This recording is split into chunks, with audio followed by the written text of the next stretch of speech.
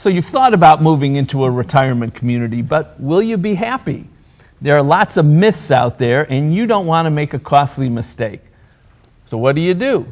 Well, we've called in our expert Mythbusters to help us separate fact from fiction. David Shell and Lucy Nixon are here from Breckenridge Village to tell the truth. David's the executive director. Lucy's the director of marketing at this wonderful not-for-profit retirement community in Willoughby. Thank you both for joining us today. It's good to be here. Thanks for having us. To start with you, Lucy. Okay. What are the most common misconceptions about retirement communities? In the course of the day, it never fails. We will constantly get phone calls from people asking about the big three misconceptions or myths about retirement communities. And really, the first one is, do I have to be of a certain faith or denomination to move into a particular retirement community? For example, at Breckenridge Village, we're owned by Ohio Presbyterian Retirement Services. The name Presbyterian is in there. People will call and say, do I have to be Presbyterian in order to live there?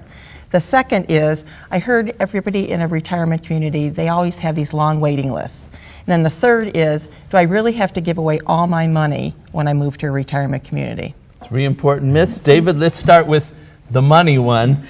Do folks really have to turn over all their money when they go to a community? Absolutely not, and that's probably one of the things that's one of the largest misconceptions. But we do have people financially qualify. And that's necessary so that we can kind of help support them in their decisions on how to go through the process, some of the important considerations when they're thinking about their future. What is life care that I've heard of? Is that part of being in a retirement community? Life care is an important component of Breckenridge Village. As long as no one has divested their assets, no one has been asked to leave our organization because of ability to pay. It's really a remarkable component. Great.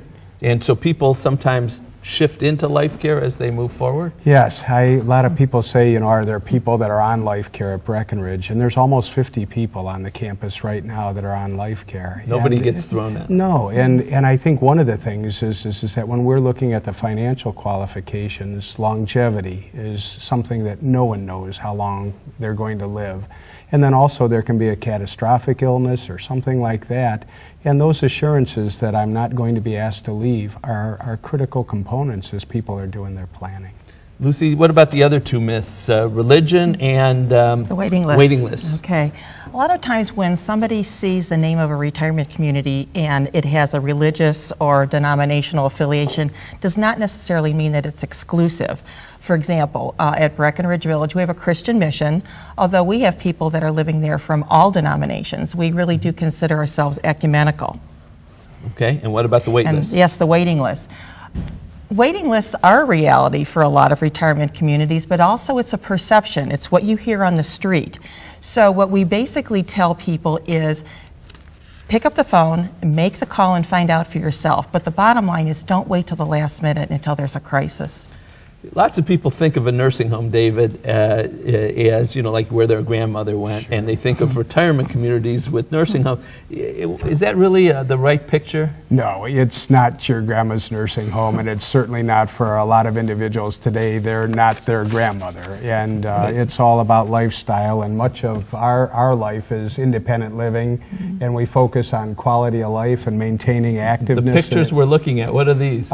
This is the wood shop, and there's a lot of areas where the residents come up with programs that they're working on, arts, crafts, everything that they kind of always wanted to do. And these people we're looking at, they are with it. I mean, they're not, No. These Some are people who are living working. full lives. They still have businesses that they're running. And we have the picture of the chef. I can say from personal experience, that's really high quality food, which I'm sure is an attraction. It really is all about lifestyle. That's great. Well, thank you both for coming and dispelling these myths. My thanks to David Shell, Lucy Nixon, for being our fastidious fact checkers today. If you'd like to check out your choices, you'll want to call the number for Breckenridge Village that's coming up next. We'll be right back. Find out more by calling Breckenridge Village at 440-954-8359 or visit their website, www.breckenridgeohio.org. Next, a pro with tips on how to avoid cons.